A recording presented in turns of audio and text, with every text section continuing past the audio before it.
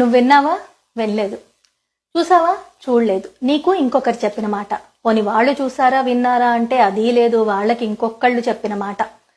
అలాంటి మాటను నువ్వు నిజమని నమ్మి ఇంకొకరి దగ్గరికి మోసుకుపోతే ఎలా అన్నమాట?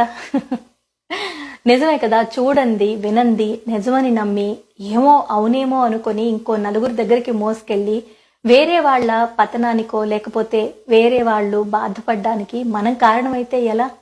కాకూడదు కదా.